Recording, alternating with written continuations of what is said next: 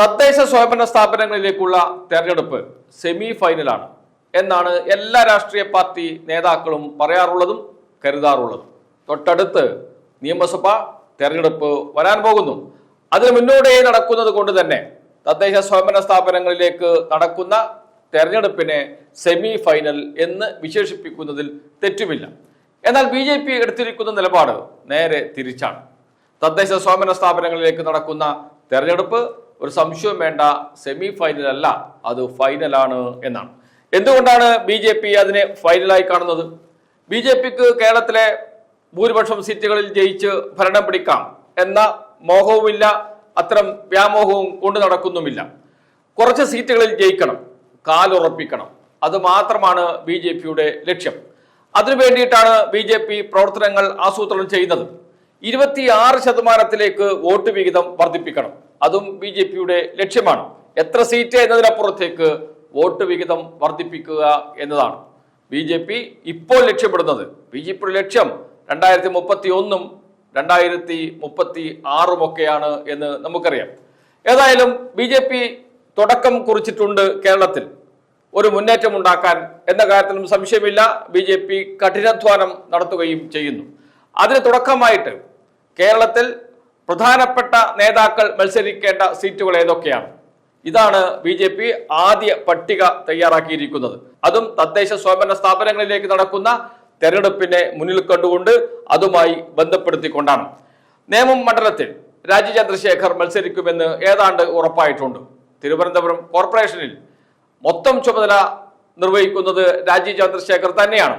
അതോടൊപ്പം നേമം മണ്ഡലത്തിലെ വാർഡുകളിൽ പ്രത്യേക ചുമതലയും രാജീവ് ചന്ദ്രശേഖർ ഏറ്റെടുത്തിട്ടുണ്ട്. എന്ന് വെച്ചാൽ നേമം മണ്ഡലത്തിൽ ഉറപ്പായും രാജീവ് ചന്ദ്രശേഖർ മത്സരിക്കും എന്നർത്ഥം. തൊട്ടടുത്ത മണ്ഡലം കഴക്കൂട്ടമാണ്, BJPക്ക് സാധ്യതയുള്ള മണ്ഡലം. കഴക്കൂട്ടം മണ്ഡലത്തിൽ V മുരളീധരനാണ് മത്സരിക്കുന്നത്. കഴക്കൂട്ടം നിയോജക മണ്ഡലത്തിലെ വാർഡുകളുടെ ചുമതല വഹിക്കുന്നതോടൊപ്പം വർക്കല ആറ്റിങ്ങൽ നഗരസഭയുടെ ചുമതല കൂടി ഏറ്റെടുത്തിട്ടുണ്ട് V മുരളീധരൻ. എന്ന് വെച്ചാൽ അദ്ദേഹം കണ്ണുവെക്കുന്നത് കഴക്കൂട്ടം മണ്ഡലത്തിൽ തന്നെയാണ്. കഴക്കൂട്ടം മണ്ഡലത്തിൽ മത്സരിക്കാൻ പാർട്ടി അനുവാദം തന്നില്ലെങ്കിൽ എവിടെയും മത്സരിക്കുന്നില്ല എന്ന നിലപാട് നേരത്തെ പ്രഖ്യാപിച്ച ആളാണ് V മുരളീധരൻ. അതിനുശേഷം ചെങ്ങന്നൂരാണ് ശ്രദ്ധ കേന്ദ്രീകരിക്കുന്ന പ്രധാനപ്പെട്ട മറ്റൊരു നിയമസഭാ മണ്ഡലം. കുമ്മനം രാജശേഖരനാണ് മത്സരിക്കുന്നത്. കുമ്മനം രാജശേഖരന് ചെങ്ങന്നൂരിന്റെ ചുമതല നൽകി കഴിഞ്ഞു. കാട്ടാക്കട PK കൃഷ്ണദാസ് കഴിഞ്ഞ തവണ മത്സരിച്ച ആൾ തന്നെയാണ്. അദ്ദേഹം തന്നെയാണ് ഇത്തവണയും മത്സരിക്കുക എന്ന് ഉറപ്പാക്കിയിട്ടുണ്ട്. അതോടൊപ്പം തൃശൂർ കോർപ്പറേഷനിലെ 10 വാർഡുകൾ എന്ന് വെച്ചാൽ തൃശൂർ നിയമസഭാ മണ്ഡലത്തിലെ പ്രത്യേക വാർഡുകളുടെ ചുമതല നൽകിയിരിക്കുന്നത് പത്മജ വേണുഗോപാലിനാണ്. അതുകൊണ്ട് ഉറപ്പിക്കാം, പത്മജ വേണുഗോപാൽ തൃശൂർ മണ്ഡലത്തിൽ മത്സരിക്കും. അത് കഴിഞ്ഞ് കായംകുളം മണ്ഡലത്തിൽ ശോഭാ സുരേന്ദ്രൻ തന്നെയാണ്. ആലപ്പുഴയിലെ നഗരസഭയുടെ ചുമതലയാണ്. അതോടൊപ്പം കൊല്ലം കോർപ്പറേഷന്റെ ചുമതലയും കൂടി നൽകിയിട്ടുണ്ട് ശോഭാ സുരേന്ദ്രന്. അപ്പോഴും കായംകുളം നിയമസഭാ മണ്ഡലത്തിന്റെ ചുമതലയും കൂടി നൽകിയിട്ടുണ്ട്. എന്ന് വെച്ചാൽ ശോഭാ സുരേന്ദ്രൻ മത്സരിക്കുക കായംകുളത്ത് തന്നെയായിരിക്കും. കണ്ണൂരിൽ മത്സരിക്കാൻ പോകുന്നത് AP അബ്ദുള്ളക്കുട്ടിയാണ്. PC ജോർജ് പൂഞ്ഞാറിൽ തന്നെ മത്സരിക്കുമെന്ന് ഉറപ്പാക്കിയിട്ടുണ്ട് BJP നേതൃത്വം. അതോടൊപ്പം പാലയിൽ PC ജോർജിന്റെ മകനും BJPയുടെ ഉപാധ്യക്ഷനുമായ ഷോൺ ജോർജ് മത്സരിക്കും. കോഴിക്കോട് K സുരേന്ദ്രനാണ്. അതാണ് സുപ്രധാനമായ ഒരു മാറ്റം. ദേശീയാടിസ്ഥാനത്തിൽ BJP നടത്തിയ എല്ലാ സർവേകളിലും കോഴിക്കോട് ജില്ലയിൽ ഒരു സീറ്റ് BJPക്ക് പറയുന്നുണ്ട്.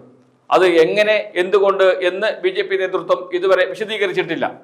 K സുരേന്ദ്രൻ സാധാരണ മത്സരിക്കുന്നത് മഞ്ചേശ്വരം മണ്ഡലത്തിലാണ്. അവിടെ നേരിയ വോട്ടിന്റെ വ്യത്യാസത്തിലാണ് തോൽക്കാറുള്ളത്. എന്നാൽ ഇത്തവണ കോഴിക്കോടേക്ക് മാറുന്നു K സുരേന്ദ്രൻ എന്നതാണ് പ്രധാനപ്പെട്ട കാര്യം.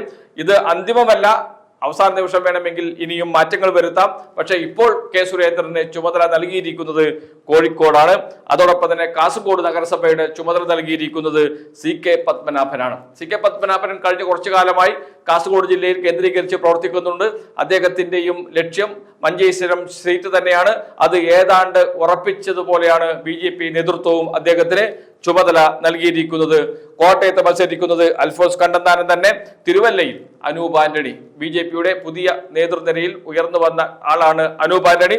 അനൂപ് ആന്റണി തിരുവല്ലയിൽ മത്സരിക്കും. വട്ടിയൂർക്കാവ് G കൃഷ്ണകുമാറും R ശ്രീലേഖ, മുൻ DGP R ശ്രീലേഖ തിരുവനന്തപുരത്തും മത്സരിക്കും. വട്ടിയൂർക്കാവ് BJP 2ാം സ്ഥാനത്ത് എത്തിയ മണ്ഡലമാണ്. അതുകൊണ്ട് തന്നെ വലിയ സാധ്യത BJP കൽപ്പിക്കുന്നുണ്ട്. ജി കൃഷ്ണകുമാറിനോട് വട്ടിയൂർക്കാവ് മണ്ഡലത്തിൽ കേന്ദ്രീകരിച്ച് തദ്ദേശ സ്വയംഭരണ സ്ഥാപനങ്ങളിലേക്കുള്ള തെരഞ്ഞെടുപ്പിൽ സജീവമാകാനാണ് ഇപ്പോൾ ആവശ്യപ്പെട്ടിരിക്കുന്നത്. അതനുസരിച്ചുള്ള പ്രവർത്തനം ജി കൃഷ്ണകുമാർ ആരംഭിച്ചിട്ടുണ്ട്. ശ്രീലേഖ തിരുവനന്തപുരത്തും കേന്ദ്രീകരിച്ച് പ്രവർത്തിക്കുന്നു. എന്ന് വെച്ചാൽ തിരുവനന്തപുരം നിയമസഭാ മണ്ഡലത്തിലെ തദ്ദേശ സ്വയംഭരണ സ്ഥാപനങ്ങളിലേക്കുള്ള വാർഡുകളിൽ കേന്ദ്രീകരിച്ചാണ് പ്രവർത്തിക്കാൻ തീരുമാനിച്ചിരിക്കുന്നത്. എന്ന് വെച്ചാൽ ശ്രീലേഖ മത്സരിക്കുന്നത് ഏതാണ്ട് ഉറപ്പിച്ചിട്ടുണ്ട്. തിരുവനന്തപുരം മണ്ഡലത്തിൽ തന്നെയായിരിക്കും. കഴിഞ്ഞ തവണ ജി കൃഷ്ണകുമാറാണ് BJP സ്ഥാനാർത്ഥിയായി മത്സരിച്ചത് തിരുവനന്തപുരത്ത്. ഇത്തവണ വട്ടിയൂർക്കാവിലേക്ക് ജി കൃഷ്ണകുമാർ നടൻ കൂടിയാണ് മാറുന്നു എന്നത് സുപ്രധാനമായ മാറ്റം തന്നെയാണ്. ഇതെല്ലാം സൂചിപ്പിക്കുന്നത് BJP വളരെ കരുതലോടുകൂടിയാണ് മുന്നോട്ട് പോകുന്നത്. അതുകൊണ്ട് തന്നെയാണ് BJP കീഴ്ഘടകങ്ങൾക്ക് നിർദ്ദേശം നൽകിയിരിക്കുന്നത്. ഇത് ഫൈനൽ തന്നെയാണ്. തദ്ദേശ സ്വയംഭരണ സ്ഥാപനങ്ങളിലേക്ക് നടക്കുന്ന തെരഞ്ഞെടുപ്പ് സെമി ഫൈനലായി കണ്ടുകൂടാ എന്ന്.